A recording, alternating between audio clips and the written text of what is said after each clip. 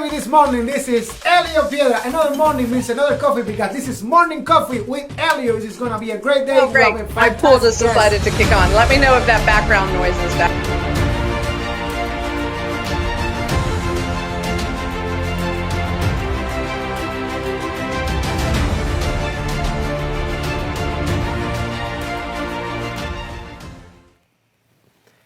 Get up, baby, this morning. This is Elio Piedra. Another morning means another coffee because this is morning coffee with Elio. Welcome back to another awesome episode.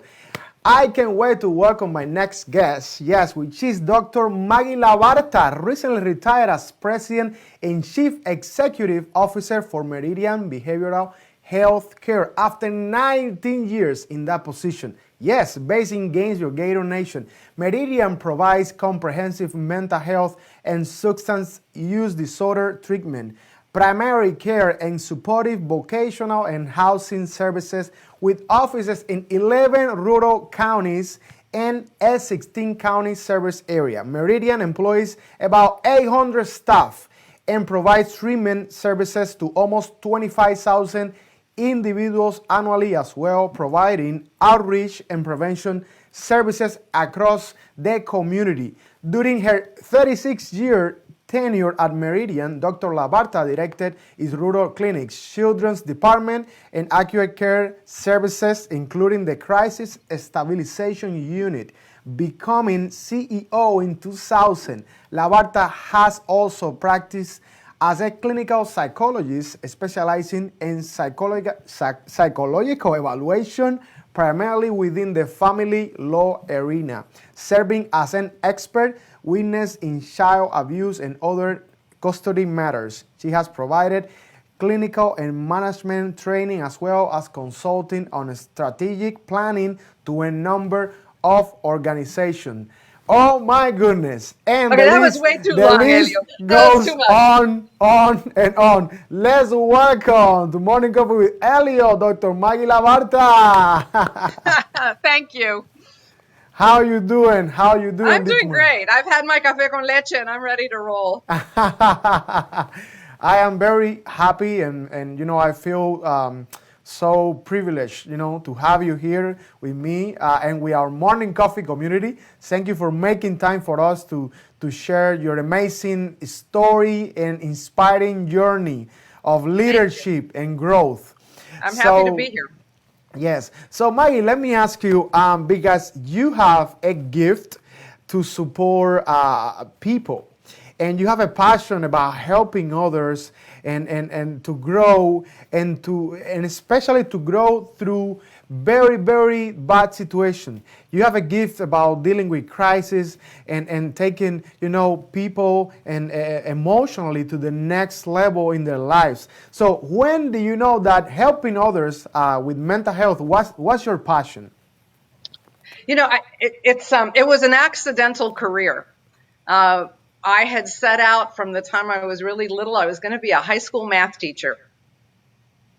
And I got into college and I didn't really like the education courses very much. And so I needed to find another major because by then I was almost a junior and they were saying, okay, what's your major? And I went into psychology, and the more I studied and then through graduate school, the more entranced I became by the possibilities for helping people. But it really wasn't until I started working at Meridian that I really understood just how profound the impact could be. When you start out in the field, you often think about, I'm going to have a private practice and I'm going to, have a little office and da-da-da. And then working at a community mental health center like Meridian that also does a lot of substance use. It's really a community behavioral health center. You realize just how huge the need is and how many parts of people's lives are impacted by having a serious illness.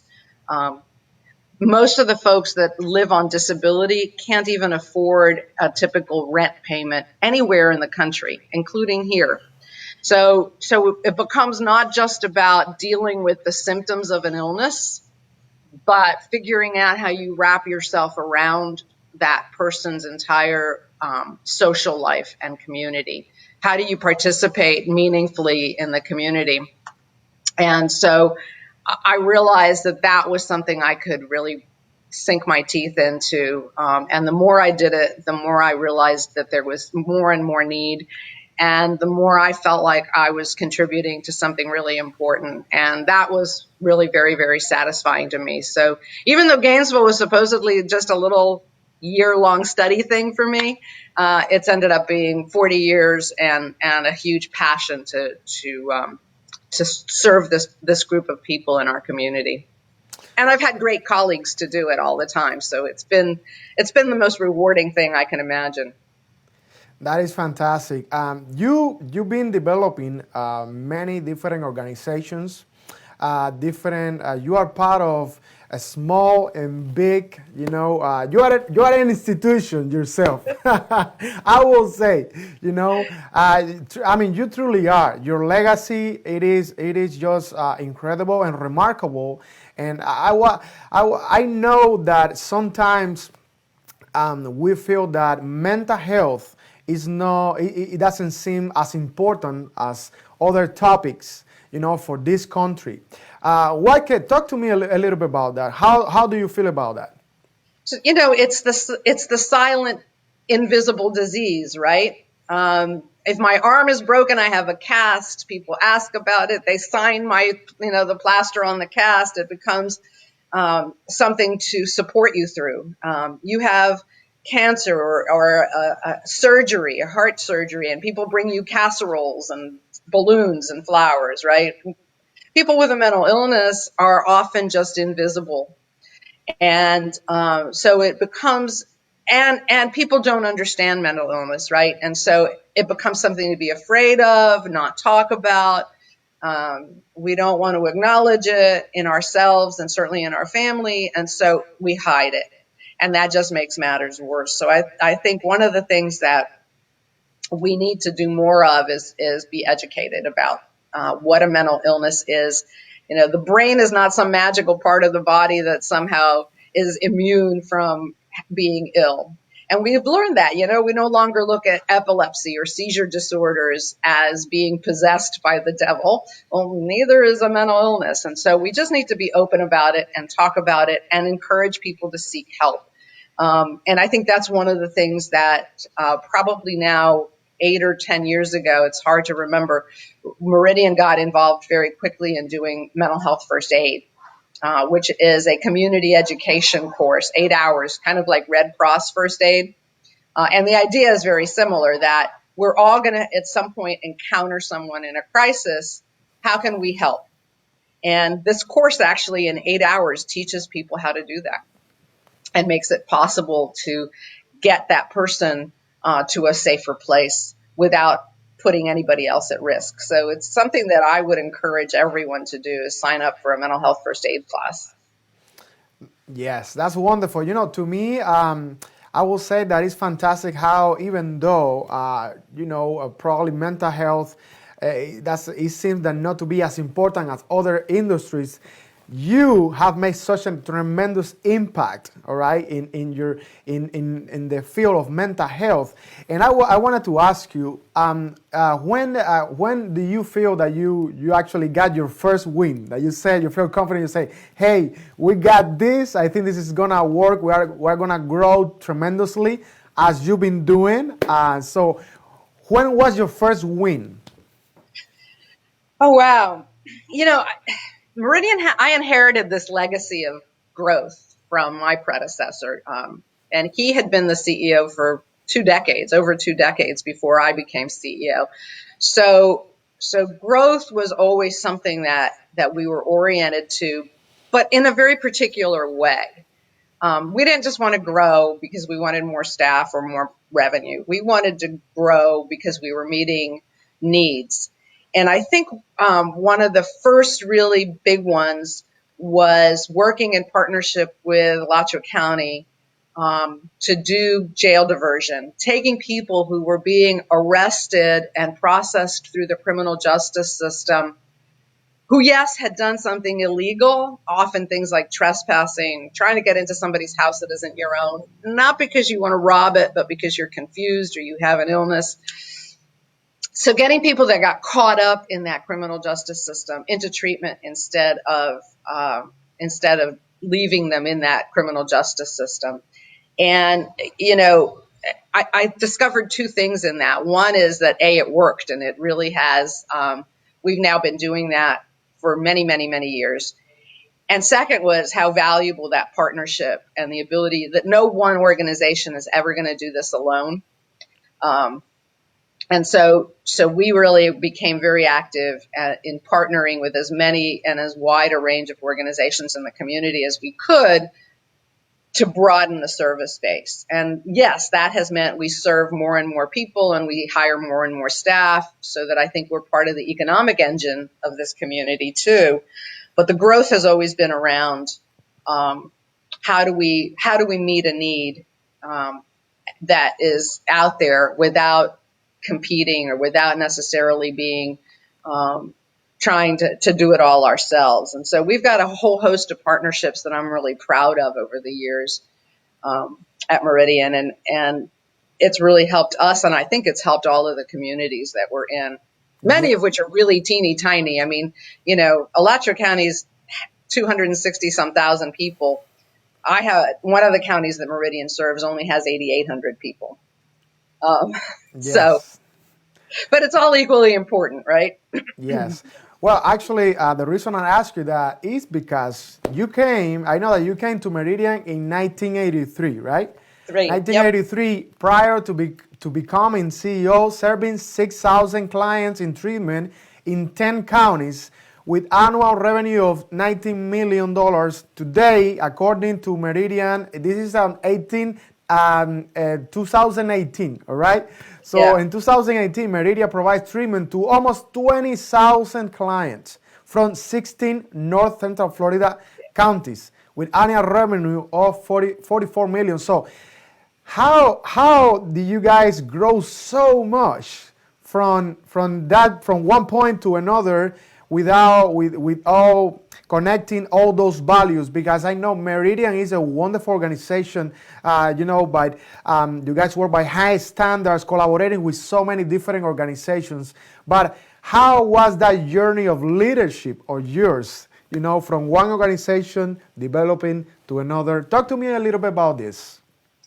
I think a lot of it is listening, right? And getting out in the community and understanding what people need. And then going out and doing okay, where is their funding, right? What are we currently wanting to fund as a society, as a country? Being really aggressive about pursuing as many funding sources as you can.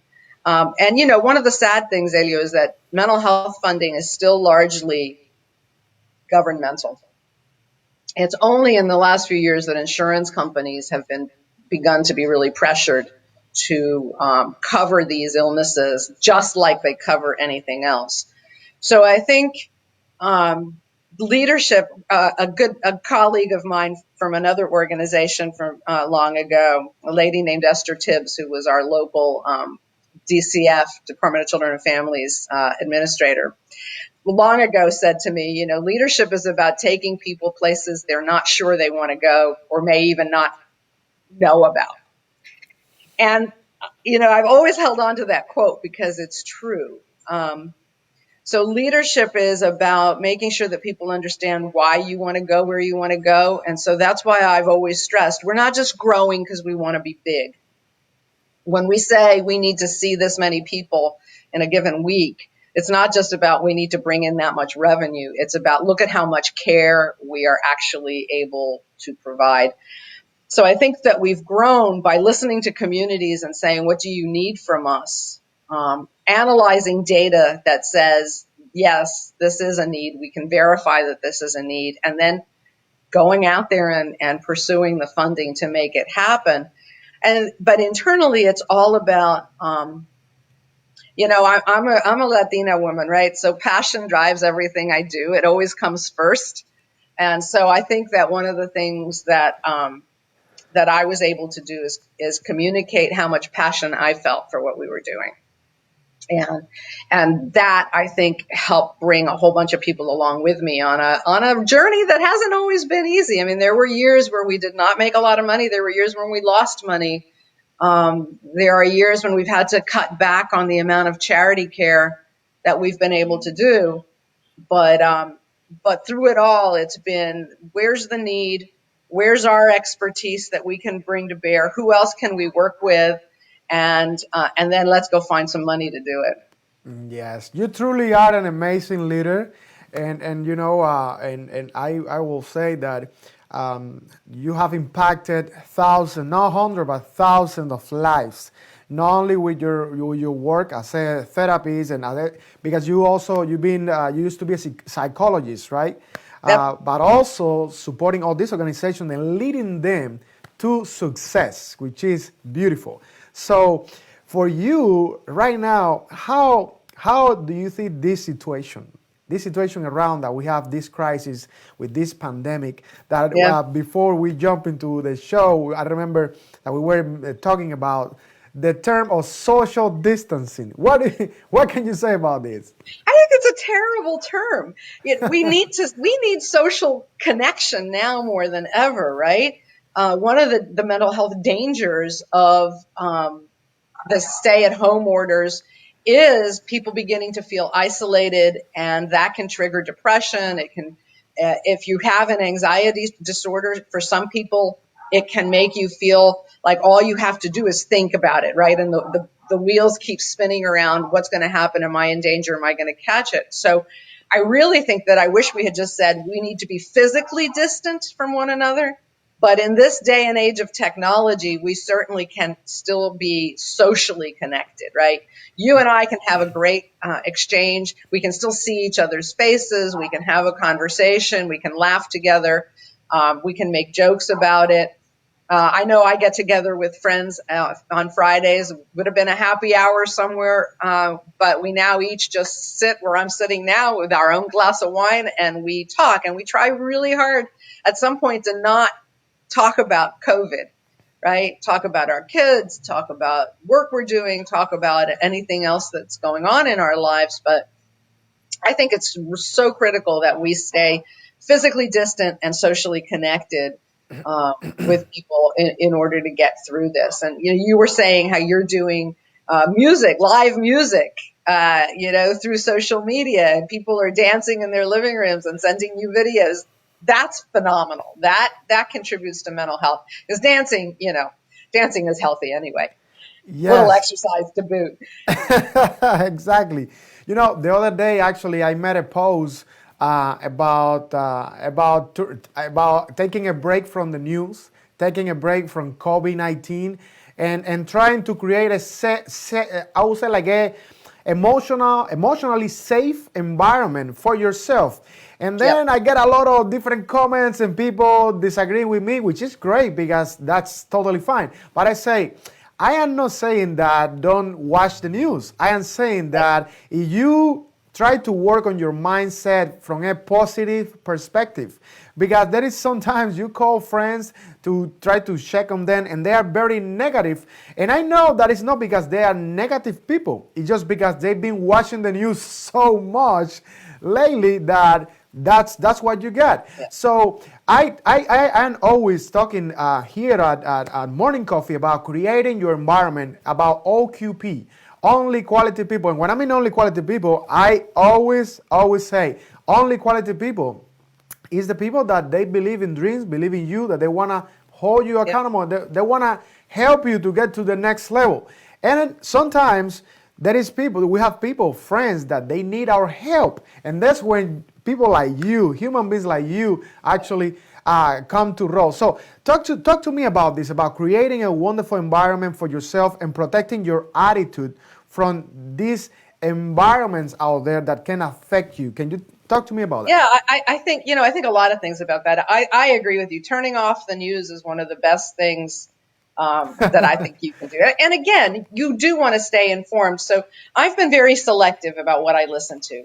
I think about what outlet do I think is giving me quality information, the facts and nothing but the facts, I don't want to hear all of the partisan bickering and arguing. So what are the facts? I can understand and process those facts and decide what I need to do to stay safe myself. But then the rest of the day, and I'm retired now, right? So I have a lot more time on my hands. I still am on a number of boards, and I'm still doing Zoom meetings quite frequently, actually. But what am I doing with the rest of my time? I like things that are creative, because that allows me to express my emotions in a way that creates some sort of beauty, some sort of art. I think that's really important. I think making time to check on people that you're concerned about, letting people check on you, and accepting that gift of somebody's friendship. All of those things can contribute. We can still go out and exercise. And I really strongly believe that right now we all need to stay physically active, because it helps us sleep better. Being a couch potato is not a good thing. And then I think at some point, if things still feel overwhelming, the other thing is we need to give ourselves permission to reach out and seek professional help. And one of the things that we had started at Meridian over a year and a half, maybe even 3 years ago now, is a lot of telehealth services. And so Meridian had all of the equipment, all of the policies and protocols in place. And now they are seeing, I think, over 400 visits a day just through telehealth. And I think that makes it easier for people to feel safe and still connect and get the professional help they need. So, people can get their medication that way. People can get their counseling that way. And I also know that support groups like AA and NA, right? Because that's a huge risk right now. If you are someone with a substance use disorder and that support group was your lifeline, they're now online as well. So you can do a Zoom or Skype or whatever version of the software you have to still get that support. And so I think those are all things all of us should be doing. That is awesome. That is awesome. Well, Maggie, I have a game for you. I really hope that you are ready. Are you ready? Okay. You didn't warn me too much about this. So okay, let's go. All right. So actually, we're going to go to a quick break, guys. You stay right there. And then after just a minute, we are coming back with our superpower game. This is Morning Coffee with Elliot with Dr. Maggie Labarta. We are coming back right now. This is Morning Coffee with Elliot. This is going to be a great day. We have a fantastic guest right now. So we are coming back after this break.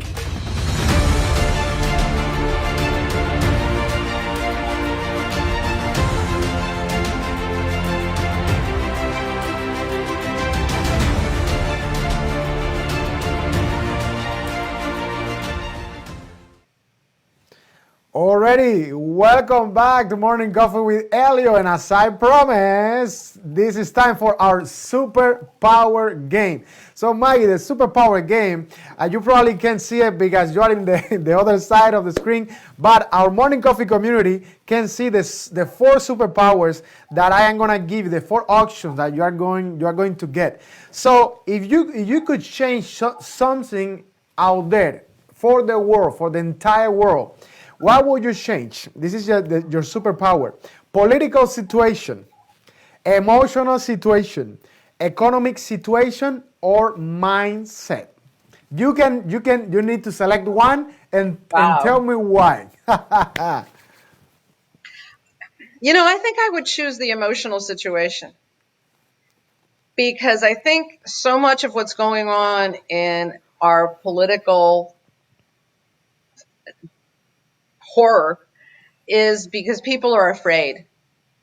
And I think that fear drives many things, including our economic decisions, our political decisions. When people feel threatened, when their way of life seems threatened and nobody is helping them accept change, then they act out of fear. And when you act out of fear, it's always, fight or flight, right? You're either running away from things or you're fighting things. And that's the only way you can react to fear. So I think that what we really need to embrace is what does change mean? Change is frightening. Yeah, it is. But there are things that you can do to manage change. our country, the world, everything is changing. Can't live in little silos anymore. And so we've got to figure out a way to overcome fear and embrace change. And I think then we can be happier. And then that leads to very different social and political and economic decisions. I love it. Awesome. Awesome. Thank you so much for your answer. So, if you are watching right now, actually, I have friends connected from Cuba. They are watching from Cuba. Cool. Dunia, abrazo para ti, mi vida. Te quiero mucho, amiga. Thank you so much for watching from Cuba and all the friends that are connected our Morning Coffee community. Make a comment below. What is the superpower that you will select? If you could change one of these four situations, what would you change? Well, you can select one and make your comment and like it and share it. So that was the superpower game. You see? Easy, you know? It was easy. Piece of cake, right? Uh-huh. So Maggie, now talk to me about how wonderful it is to be retired. But, you know, Les Brown once said that retirement is like fading away. Especially like, you know, you know why I mentioned that? Because you are retired, but you are still doing so many things. You are learning how to paint. You are contributing with different organizations. You are actually doing consulting. Talk to me about how is Maggie doing behind the scenes? Because I know you are retired, but you are still very active. Talk to me about this. So that notion of retirement being like fading away, I think should frighten anybody. I never envisioned it. I was very planful. There were things that I knew I wanted to do. So taking painting classes has been something I've wanted to do for a long time. But it takes time. You have to spend time at it every day. It's like any skill you're trying to develop, right? So I do that. I now get to say yes or no, right? Any job you have, no matter how wonderful it is, no matter how satisfying it is, has parts of it you don't want to do and you don't like to do, but you have to do them and you do them. Retirement lets you say, you know what? No, I don't. So while I'm serving on some boards and still committed to a number of different causes, and I am doing consulting, I get to choose who I work with, when I work, and what kinds of things I'm involved in. So right now, any board that I'm on, any activity that I'm engaged in, it's because it's doing something that I think I can contribute to. I have expertise that could be helpful to it. And so I'm involved with our community foundation of North Central Florida. I'm on the board of the Children's Trust of Alachua County. I'm still involved with the National Alliance on Mental Illness, all things that are important to me and I think I can contribute to. And then, I'm painting, and that has been opened up a whole new world. I'm fascinated by it. I'm blessed to be in a virtual class with a number of others who are equally excited about it. So I'm not fading away at all. I'm feeling pretty invigorated by the opportunity to do totally different things. Yeah, exactly. I'm busy. The day ends, and I'm like, where did the day go? Yes, because that's what I mean. Sometimes I know that people are happy to retire, but it is for somebody like you, super active. I mean, leading and creating and developing and growing so many different organizations at the same time, along with Meridian, that is already a lot. To be focused on. How amazing is that you are retired, but you are still supporting all these organizations that you mentioned, especially you mentioned that you are really involved with protecting child abuse, and you are in the area of family law.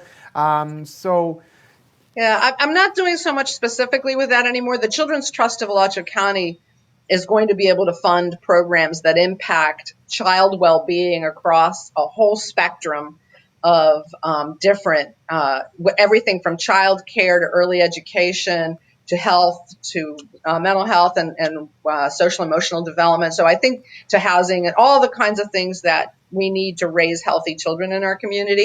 So I'm very excited to be involved in that. And then the foundation too is helping to build philanthropy in this community. So those are things that I think have a lot of potential to impact a lot of lives. And so I'm very interested in doing that. And of course, I'm still supporting Meridian. Yes.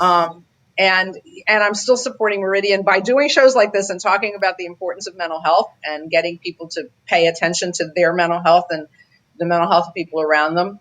I've been sewing masks like crazy because they've needed personal protection equipment.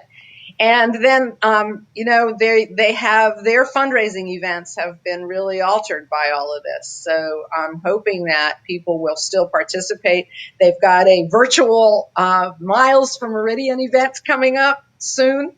And that's going to be a very different format than the traditional 5K that they used to run because physical distancing, right? Yes. And so, but there is still a way to be involved, and I hope people go on the website and check it out because I think it's a great way to continue to contribute to a fabulous organization, and so I hope people do that. Yes, actually, I would like to mention that, and I would like to share with all of you guys. I have on the screen here.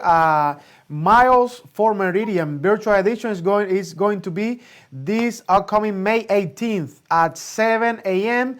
up to 11:30 p.m. I'm telling you, it's going to be a lot of fun, and you have the website on the screen, www.meridianvirtual.isyourrace.com, and you also have that telephone number on the screen if you would like to reach out to the director and coordinator of this amazing event. Please support mental health, please support Meridian, and please support local businesses. Do not stop eating local, Absolutely. shopping local, supporting local, because when you do that, that's wonderful things happen. So that you have Meridian events over there. I am going to give it a second so you can look at it and share the event. You can find this on Facebook. You can see this is the Facebook event.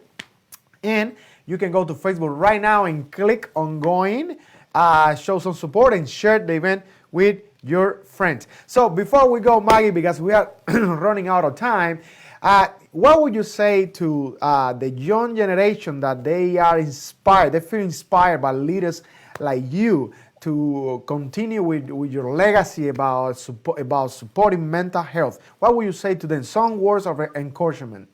This generation, I think, is more in tune to mental health than any other generation. They are not shy about disclosing their own challenges and their own struggles.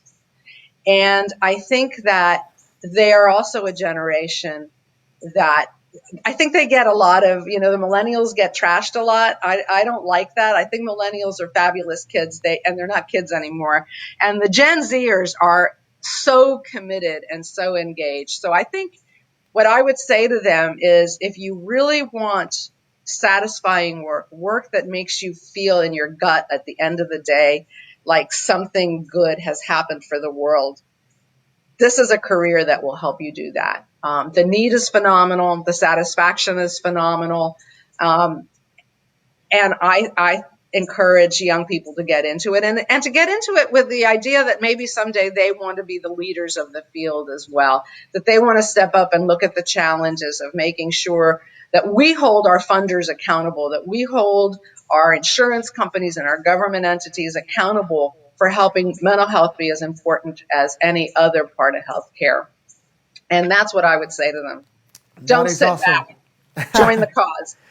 That is awesome. Maggie, I want to thank you, for being one of the most wonderful human beings that I ever had the pleasure to meet. I think you are a very dedicated leader, and not only to this community, but I will say to this country, because you know what, when you have that power that you have of being impacting lives, when only one life that you impacted, that person can make a difference in the world by paying it forward, by keep growing in life.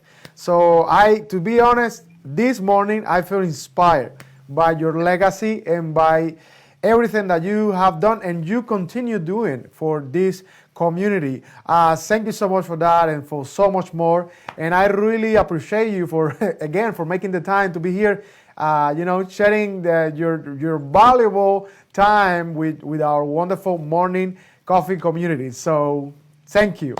Thank you, Elio. It's been a real pleasure. Y chévere que estén tantos cubanos. escuchando. Sí, saludos para la gente de Cuba, para toda la gente de nuestra comunidad latina.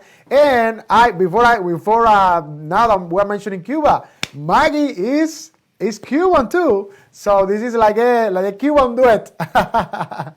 Te quiero, Maggie. Thank you guys for watching. Igual. Bye-bye. Bye-bye. Thank you so much, guys. We're going to see you back on Monday live from Houston, Texas. Follow and like Morning Coffee with Elio on YouTube, Twitter, Instagram. Follow us, and we appreciate you for being part of our Morning Coffee community. Thank you so much. This is Elio Piedra. Another morning. Another morning means another coffee. Thank you. Bye. Guys, thank you very much for watching Morning Coffee with Elio. Yes, we're really looking forward to seeing you Monday, Wednesday, and Friday. Do not forget to like us and follow us on Facebook and become part of the Morning Coffee with Elio community. Stay tuned, stay inspired, and live full.